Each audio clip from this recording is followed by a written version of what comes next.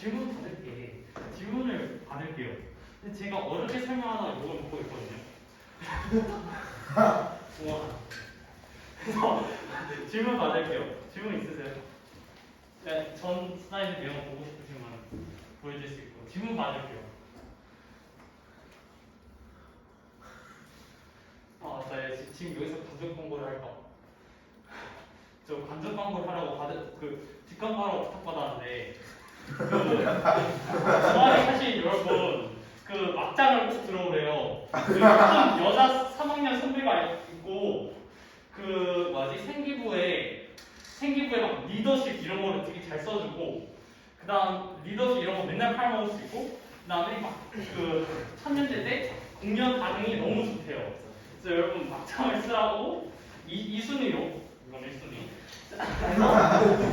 요청을 받았거든요. 그래서 막장을 꼭 이 순위로 쓰세요 라고 제가 요청 받았어요. 중간에는 이거야 면접 봐야 돼요. 이순위를 쓰는 사람 몰라 맞나? 그래서 그래서 인공신경망은 데이터가 엄청 많이 필요해요. 뜻이 GPT는 또 몇 번이나 얘기했으니까. 그래서 그 데이터를 어떻게 나눠 쓰느냐 이렇게 나눠 쓰거든요. 여기 이거는 이제 훈련하는 데 쓰이는 거고 이거는 이제 테스팅이라는 거는 이 모델이 얼마나 좋은가를 분별하기 위해서 쓰는 거거든요. 그래서 훈련된 거에다가 이미 훈련된 거 다시 보여주면은 정답을 얘기할 가능성이 높으니까 아예 처음 보는 테스팅에다가 이런 걸 물어봐서 해서 얘가 얼마나 잘하는지를 평가를 해요. 그래서 그렇고 그래서 수만 개에서 실패하는 개라 되는데 거짓말이고 몇십억 개도 돼요. 그래서 어쩌고 시간을 사용이 된다. 그 다음에 이 하이퍼 파라미터라는 용어를 쓸 수 있는데 하이퍼 파라미터는 이 함수를 맞출 때 직접적으로 사용되지 않는 것들을 얘기해요. 예시로 뭐가 있냐면 아까 우리가 훈련시킬 때 알파 값 있죠. 이 알파 값은 이제 얼마나 많이 바뀌는지를 조정하죠. 이 감마 값은 모멘텀을 쓴다면은 이게 마찰이 얼마나 있는지, 그러니까 전 속도가 얼마나 빨리 사라지는지를 조절하죠. 이런 것들을 이제 하이퍼 파라미터라고 하거든요. 그래서 머신러닝 중에서 중요한 분야 하나가 훈련을 시킬 때 제일 적당한 하이퍼 파라미터들을 어떻게 설정하느냐. 근데 그런 거 말고도 레이어 개수나 아니면은 테크닉들 중에서 다른 훈련 테크닉들이 있는데 거기서 쓰이는 상수들도 다 하이퍼 파라미터라고 해요. 그래서 그런 것들 조정할 때 밸리데이션 데이터를 사용한다. 그리고 제가 아까 얘기했듯이 오류를 계산할 때는 모든 데이터에 대해서 합산하는 게 아니라 한 번에 배치라는 양만 50개라든지 100개라든지 얘들만 계산을 해가지고 걔네들 합산 오차로 이걸 돌린다. 그러면 배치 크기가 줄어들면 줄어들수록 업데이트 할 수 있는 방법, 그러니까 업데이트를 여러 번 할 수 있겠죠. 근데 그건 아닌데 그건 죄송해요. 그래서 배치 크기 조정도 하이퍼 파라미터 중 하나예요. 그러니까 한 번에 몇 개를 몇 묶음을 계산한 다음에 오차를 업데이트할지 그것도 하이퍼 파라미터고. 그리고 같은 데이터에 대해서 여러 번 훈련을 하거든요. 그래서 그거를 이제 각각 에포크라고 해요. 그래서 여러 번 훈련을 한다. 그래서 결과가 어떻게 나오느냐 하면 이제 이런 정확도가 이렇게 높지 않고 이렇게 된 거는 언더피트라고 good fit, robust 적당히 잘 맞췄다. 오버피티드는 우리가 가르쳐준 거에만 너무 그거에 치중해서 배웠다.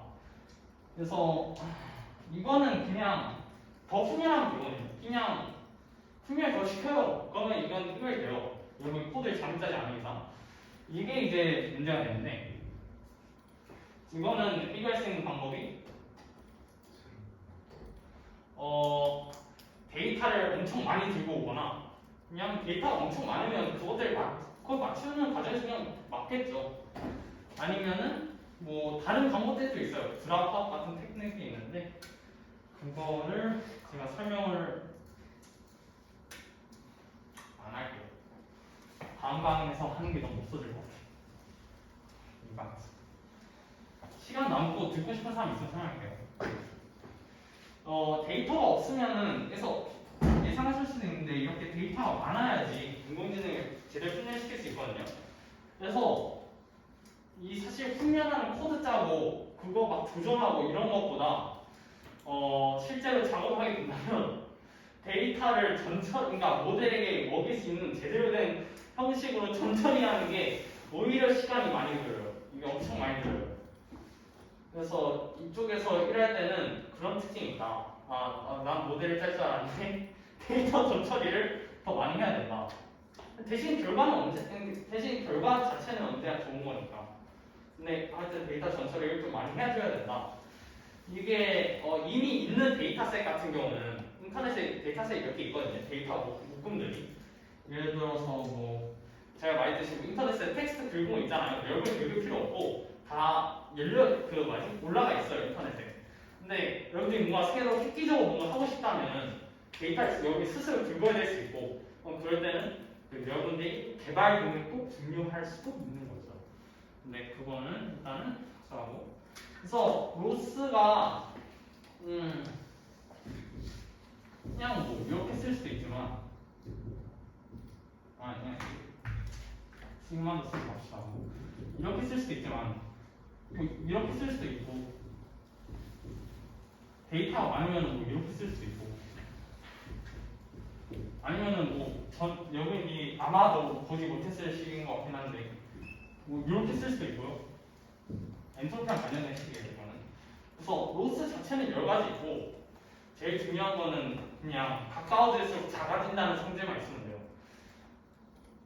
그래서 데이터를 제가 최근에 본 논문 중 하나를 들고 오자면은 이 오디오를 압축하는 그 프로그램이었는데 그 로스가 그러니까 모델이 뭐냐면은 이 중간에 아주 작은 차원을 넣어놔요. 그러니까 모델이 어떤 느낌이냐면 여기 입력이 있고 이거를 모델을 사용해서 작은 차원 그러니까 여기 파란색 개수가 작단 말이에요. 아웃풋 차원 개수가 여기 출력한 차원 개수가 여기다 훨씬 적어요.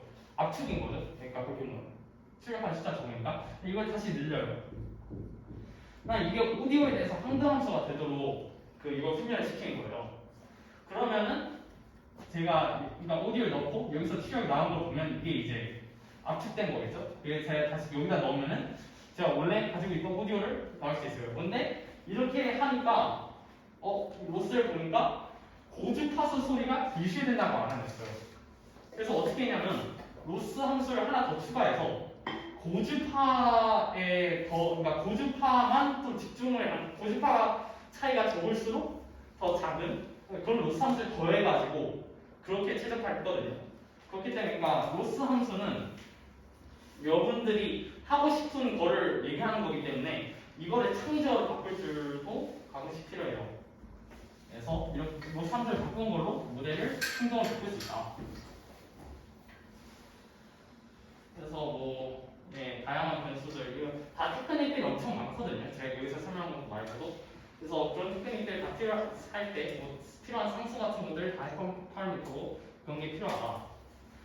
그리고 이것 또한 말했듯이 왜 CPU가 아니고 GPU가 머신러닝 많이 쓰이냐 TPU 같은 게 왜냐하면은 이게 그러니까 병렬 연산을 할 수 있기 때문인데요. 그러니까 제가 배치가 있다고 했잖아요. 50개가. 이 50개를 할 때는 이 50개를 연산에 돌릴 때는 어차피 이 모델 업데이트를 바꿀 필요가 없으니까 아니 숫자를 바꾸지 않죠. 50개를 다 계산할 때까지는 50개 다 계산하고 미분값 계산한다고 바꾸잖아요. 그러니까 그 50개 계산한 거를 이게 멀티태스킹 할 수 있다는 거예요. 얘한테 하나 주고 얘한테 하나 주고 얘한테 하나 주고 얘한테 하나 주고 다 계산시켜요. 그러니까 이렇게 계산을 할 수 있기 때문에 훨씬 속도가 빨라진다. 병렬 연산을 할 수 있기 때문에. 그래서 이렇게 코어가 엄청나게 많으면 머신러닝이 훨씬 효과적이다. 이렇게 한 놈 자체가 빠른 것보다는 엄청나게 많은 놈들이 있는 거. 얘 하나 각각 내릴지라도 인공식명만 개발할 때 주로 파이썬을 쓰거든요. GPU를 실제로 얘는 거의 없어요. 여러분 GPU 회사 엔비디아 이런 데 들어가지 않는 이상. 그래서 다 이미 만들어져 있고 파이썬으로. 그래서 예, 파이썬 라이브러리가 되게 아주 잘 돼 있어요. 주로 소치, 텐서플로우, 케라스 이런 것들을 사용하는데 요즘 대세는 구글에서 일하지 않으면 주로 파이토치 쓰는 것 같거든요. 그래서 토치나 텐서플로우를 사용해서 주로 하실 것 같다. 이건 옛날이에요. 알파고가 선전할 때 텐서플로우가 되게 그래서 이거를 실기를 저희가 할까 생각했는데 준비 시간이 없어가지고 제가 들어오면은 좀 실기를 도와드리는 그런 방향으로 할 계획이에요. 그래서 죄송하다고 말씀드리고 인공신경학 예시는 뭐 이런 게 있어요. 뭐 이런 것들 다 있네요. 예. 그 인공시경학 예시 하나 몇 개 제가 재밌게 봤던 것들 몇 개냐 그 썰프는 느낌으로 얘기해 드리자면 듣고 싶으실지 모르겠는데 그 인간의 귀 사진만 보고 그 얼굴을 예측하는 AI가 있거든요. 엄청나게 되게 신기해요. 이거 진짜 엄청 잘해요. 구글에 뭐 predicting human face with ears 하면 이거 진짜 이거만 가지고 사람 얼굴을 엄청 잘 파악해내는 거예요. 그래서 막 눈만 보고 그러니까 머신러닝이 이제 어떤 느낌이 돼가고 있으면 뭐냐면 그러니까 가능한 머신러닝이 배울 수 있다는 거는 가능하다는 거랑 동치다 이런 느낌이거든요. 그러니까 눈을 막 눈 사진만 보고 아니 이건 좀 덜 신기할 수 있겠는데 눈 사진만 보고 막 그 뭐지 성별을 막 판단하고 막 그런 느낌들이 있어요. 그런 되게 신기한 것들이 있어요. 그 다음에 또 뭐가 있냐면 뭐였다? 아 맞다. 그 다음에 제가 그 자연어 처리를 할 때 자연어를 숫자로 바꾸잖아요. 글씨를 숫자로 바꾸는데 숫자로 number 이 숫자로 바꿀 때 이게 그러니까 모델이 언어를 이해한다는 증거 같은 게 있어요. 그 오디오 그 오픈 AI 같은 데서 그 이런 것들 텍스트를 숫자로 바꿔주는 API를 제공해 주거든요. 근데 이 숫자들이 서로 가까우면 이게 연관이 있어요. 어떤 느낌이냐면 막 워먼이라는 숫자가 있고 워먼을 나타내는 뭐 어떤 숫자들이 있을 거 아니에요. 아니 킹이라는 거에 나타내는 숫자가 있을 거 아니에요. 이것들을 더하면은 이거를 다시 해독을 시키면은 막 퀸 막 이렇게 나와요. 그러니까 되게 신기하죠. 그 다음에 요거에서 제가 이건 아니긴 한데 그 또 이런 게 또 가능한 게 뭐가 있냐면 그 이미지 만드는 모델을 제가 얘기해 드렸어요. 그러니까 달레이2 같은 거 보셨을 수 있는데 이미지 두 개가 있고 이것도 모델 내부에서 숫자로 나타낸다는 거 같아요. 그 제가 이미지 A가 있고 이미지 B가 있으면 그 얘들 숫자를 나타내요. 그 다음에 얘들 사이를 선형 구간을 해요. 그러니까 람다 이거를 A라고 B라 하면 람다 A 더하기 1만에서 람다 B를 계산을 하고 0과 1 사이 람다 1에서 그 다음에 요거를 이제 다시 모델한테 사진에 내놓화시키면은 신기하게도 우리가 예측할 만한 그러니까 A랑 B 사이에 뭔가 섞었다는 느낌을 사진이 나와요. 이게 와이파이가 아니야? 되는 것 같은데? 한번 보여드릴게. 이미 알 수도 있긴 한데. 안녕. 이거 안 나오구나. 국제로 바꿔야 되나? 이거 어떻게 바꾸지? 잠깐, 너 알지? 이거 알지? 확장.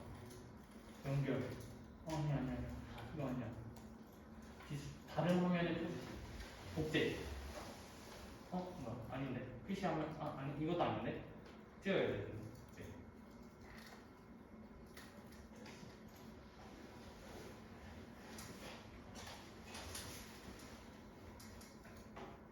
interpolation. 네, 여기 보시면 그러니까 이 두 사진이 나타내는 이 안쪽에 있는 숫자를 이렇게 안에서 서정 보관을 하면은 진짜 이거를 연속적으로 변형시켜가지고 얘로 움직인다는 그런 느낌이 나죠. 그래서 이런 거 가지고도 여러 가지 할 수 있다. 모델이, 그러니까 이거를 훈련시킨 과정에서 진짜 어떤 의미에서 이걸 이해했다는 걸 보여줄 수 있는 거죠. 이런 것들도 있고요. 그래서 그런 것들이 좀 예시가 되고요.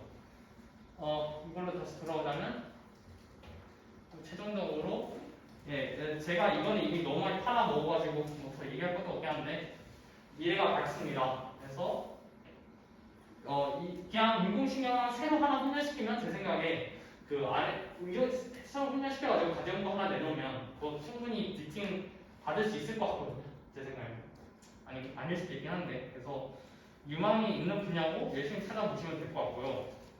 뭐 이런 것들은 제가 따로 성훈이한테 그 자료를 올리라고 할게요. 네, 여기서 마칠게요. 질문을 받을게요. 질문. 마지막 얘기하고 싶으신 거 있으신가요? 네. 혹시 LTE 안에 들어가면 저런 걸 다 할 줄 알아야 되나요? 아니요. 많진 않은데. 그 게임 문제랑 같이 좀 네. 뭔가 정해진 답이 없는 거는 어떻게 그 RL 그 강학습이라 하는데, 제가 그쪽을 많이 연구를 안 해가지고, 요즘 트렌드만, 그러니까 그것들은 이제 손실 함수가 정확히 정의가 안 되잖아요.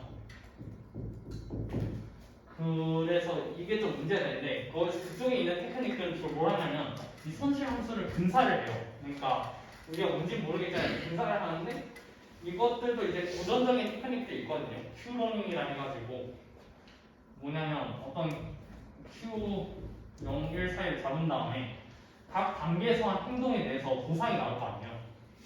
그럼 제가 이게 마지막 단계에서 한 보상을 제가 마지막 단계에서 한 거를 해서 나온 결과를 A-1, A-2, A-3 이렇게 하면 뭐 아니지 그냥 제가 다음 단계에서 첫 번째 단계, 두 번째 단계에서 나온 보상 이런 것들이 있으면 내가 지금 한 행동이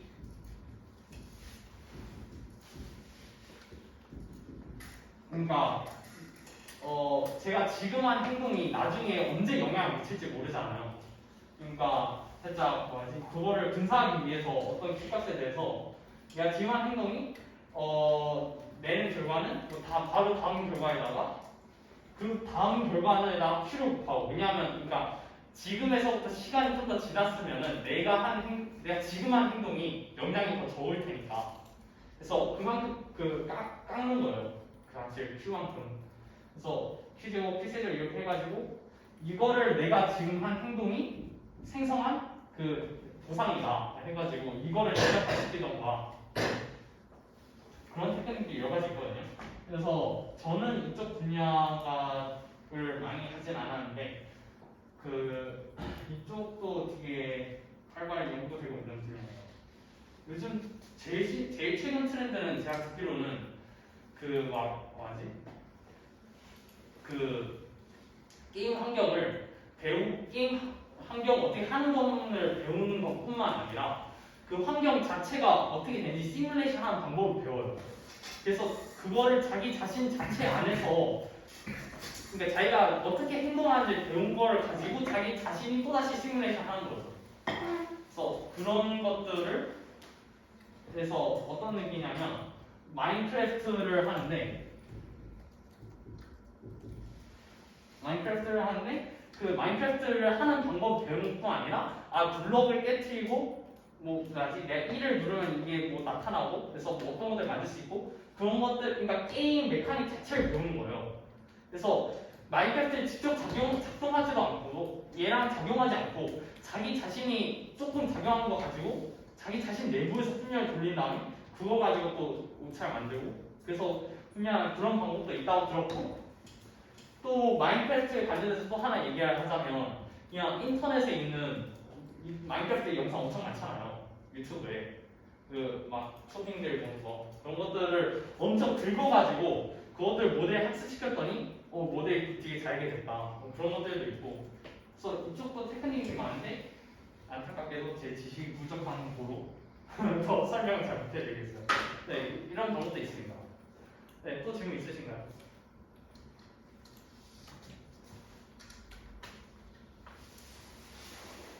네, 한 가지 더 얘기를 해드리자면 이건 좀 제 개인적인 거긴 한데 제가 다닌 만큼 좀 개인적인 의견이 조금 더 강할 수 있으니까 그러니까 저희가 이 LG양 동아리에서 그 살짝 목표하는 게 이번에는 이론도 중요하지만 그러니까 좀 앞으로 저희가 가지고 있는 서버도 있고 뭔가 좀 다른 사람들도 있잖아요. 그러니까 여러분이 이것들 가지고 뭘 하고 싶은지를 전 솔직히 보고 싶거든요. 그래서 뭐 인공지능 가지고 뭘 하고 싶은지 저희가 들어와서 우리의 자원을 어떻게 사용하실 것인지 그런 거 조금 생각해 보셨으면 좋겠어요. 많이 들어오실 거라. 그래서 여기서 마치도록 하겠습니다.